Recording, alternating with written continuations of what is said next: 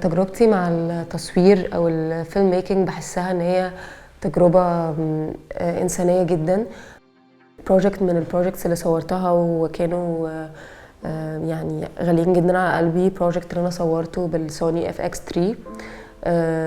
اما جيت فكرت في كونسبت، فكرت ان انا عايزه بالكواليتي بتاع الكاميرا ده اطلع حاجه نفس كواليتي المشاعر اللي عندي، فحسيت انه هيبقى معايا كاميرا جود كواليتي، عندي كونسبت ليه كواليتي، فحسيت ان هما الاثنين ممكن يبقوا لايقين على بعض قوي. ابتديت احط كونسبت وقلت خلاص انا هصور دلوقتي جيرني او رحله من ساعه ما بخش مكان كان في حد غالي عليا، جدتي، وخلاص الحد ده مبقاش موجود دلوقتي. فابتديت ان انا اشوف ده او اترجمه فيجولي من خلال رمله، من خلال بيت فاضي، من خلال سما، من خلال توب شوتس للبيوت وهي فاضيه. حاولت على قد ما اقدر ان انا يكون عندي ستوري بورد. بحس ان من اهم الحاجات اللي الفنان بيبتدي يقوم بيها من في اول خالص البروسيس ان هو يبتدي يشوف الحاجه بالكاميرا من فوق خالص تماما. ان انا ابتدي اشوف اول حاجه خالص انا عايزه اعملها ايه اللي انا حاساه، ايه اللي انا عايزه يوصل. طب هيوصل ازاي؟ من خلال بقى دي الحته اللي هي اللي بتبتدي تشتغل عليها كبني ادم من جوه، وبعدين تبتدي تشتغل عليها تقنيا. ففي الاول قعدت فكرت انا عايزه اعمل ايه، عايزه اقول ايه، عايزه اقوله ازاي، ايه الاول وايه الحاجه اللي في النص وايه الحاجه اللي في الاخر، وممكن يترجم على شاشه ازاي. فابتديت ان انا فعلا اخش اونلاين واسيرش على المكان وابتدي ابص على المكان، الكراكس اللي على الحيطه في المكان، طب دي هتعكس حاجه انا حاسه بيها ان انا خلاص الشخص ده مبقاش موجود في حياتي، فحصل كراك جوه قلبي.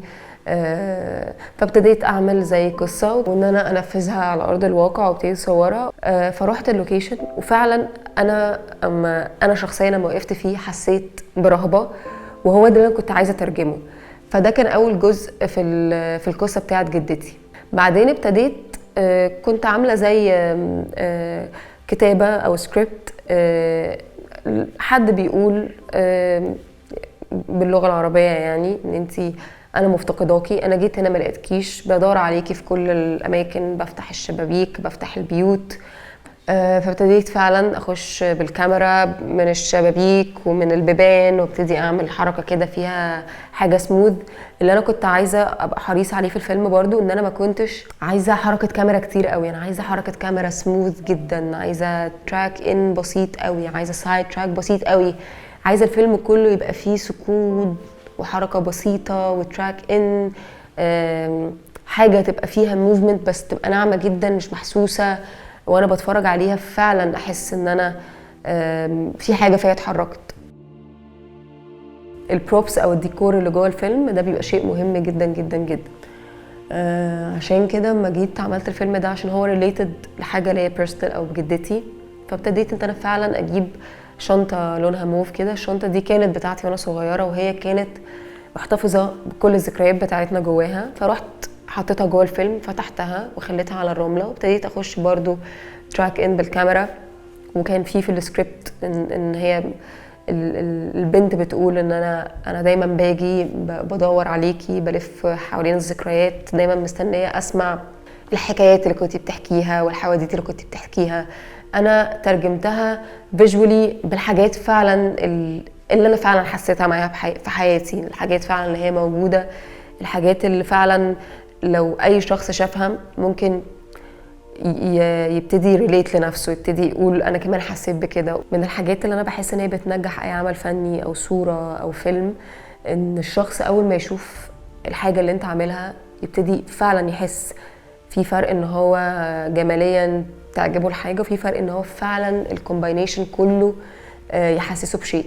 من ساعه هي حتى جدتي ما قالت لي دايما كانت تقول لي يا زرار توبي، فدايما الكلمه فضلت ترن في دماغي كتير قوي.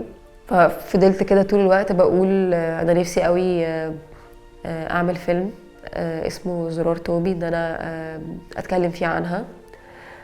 بعدين لما فكرت في الكونسبت حسيت انه انا بس عايزه اقولك انا عارفه انك شايفانا من فوق خالص، وانا جيت وهبتدي ابص على كل حاجه وابتدي اشوفك، مش بلاقيكي، بلاقي بس صورتك في مكان فاضي وصحراء مفيش اي حاجه. والفيدباك اما حد كان بيشوف الفيلم كان في حاجه، احساس دايما كان نفس الرياكشن بيجيلي، ان البني ادم بيبتدي يتاثر بشكل معين.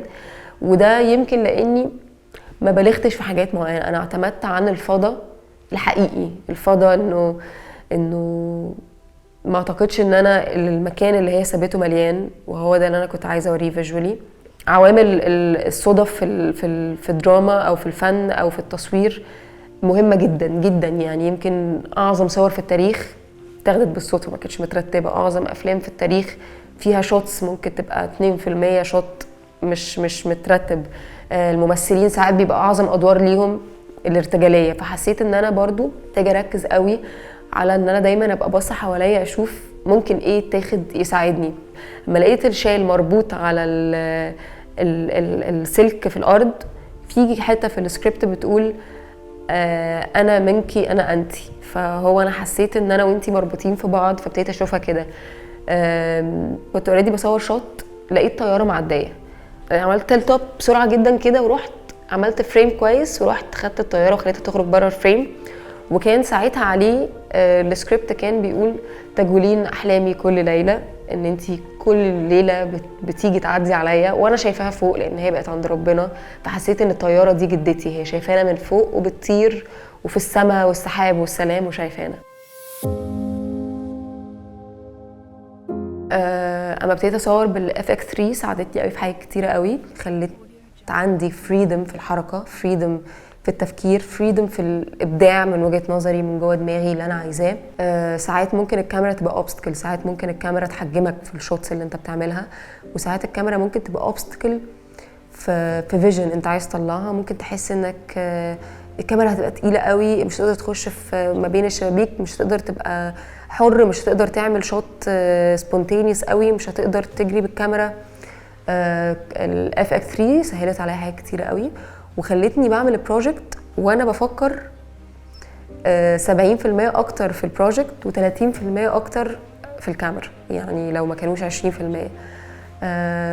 بس فاختيار الكاميرا بيبقى مهم جدا، وانك تعمل ستوري انت بجد حاسس بيها برضو مهم جدا. هنا في نفس المكان في كل مكان، ما زلت دائما وأبدا، ولن نقول حتى نلقاك. وكيف نضيع ونحن زر في ثوبك؟